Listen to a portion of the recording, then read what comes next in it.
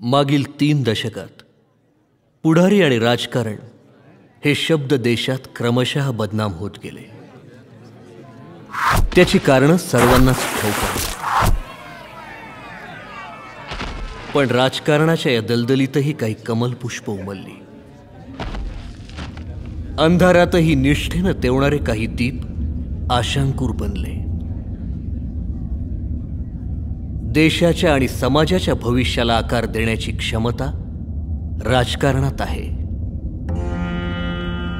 ही राजकीय प्रक्रिया यू-टर्न घेऊन पुन्हा स्वातंत्र्यपूर्व किंवा साठोत्तरीतील नैतिक पायावर उभी राहील अशी आशा जनसामान्यात जिवंत ठेवणारं बहुआयामी नेतृत्व म्हणजेच यशवंतराव गडाख साहेब, रुक्माचे आजोबा।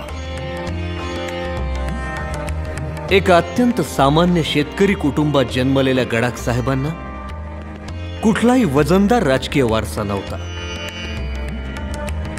डॉक्टर भास्कर पांडुरंग हिवाळे यांनी स्थापलेल्या अहमदनगर महाविद्यालयात शिकत असताना विद्यार्थी आणि युवकांच्या चळवळीत त्यांनी सहभाग घेतला। येथील जनरल सेक्रेटरीची चुरशीची निवडणूक त्यांनी जिंकली।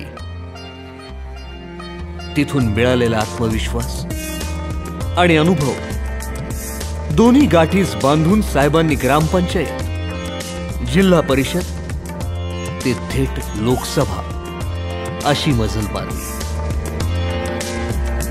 आजही महाराष्ट्रातील सर्वाधिक लोकप्रिय जिल्हा परिषद अध्यक्ष म्हणून गडाख साहेबांच्या 1980 ते 1984 या कालखंडाचा उल्लेख होतो।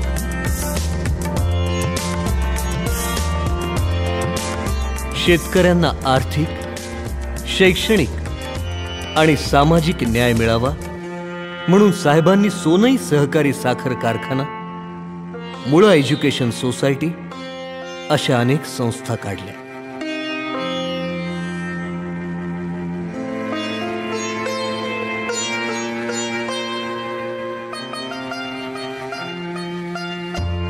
संसदेत देशाचे आणि महाराष्ट्राचे प्रश्न मांडताना साहेबांच्या प्रगल्भतेचं दर्शन संपूर्ण देशाला झालं। अर्थात त्यांच्या राजकारणाला व्यक्तिगत स्वार्थाचा नव्हे तर व्यापक समाजकारणाचा पाया होता।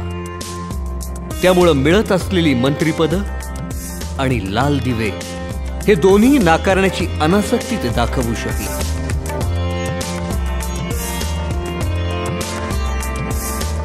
साहेब अहमदनगरच्या 17व्या अखिल भारतीय साहित्य संमेलनाचे प्रमुख संयोजक आणि स्वागताध्यक्ष होते।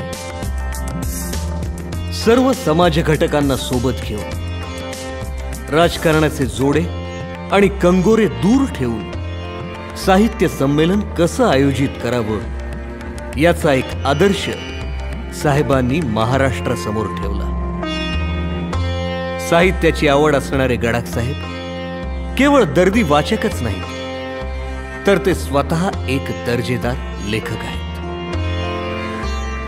त्यांच्या अंतर्वेद, अर्धविराम, सहवास या पुस्तकांमधून आणि त्यांच्या विविध अंगी लेखनातून त्यांच्यातील अस्सल आणि संवेदनशील माणसाचं प्रतिबिंब ठळकपणे दिसतं।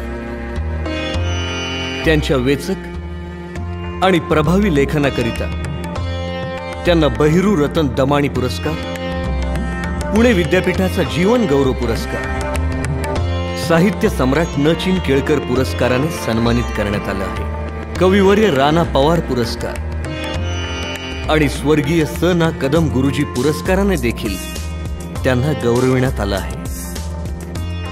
अशा या रसिकाग्रणी लोकनेत्याच्या प्रोत्साहनाचं आणि प्रेमाचं रुक्माच्या वाटचालीत महत्त्वपूर्ण योगदान आहे।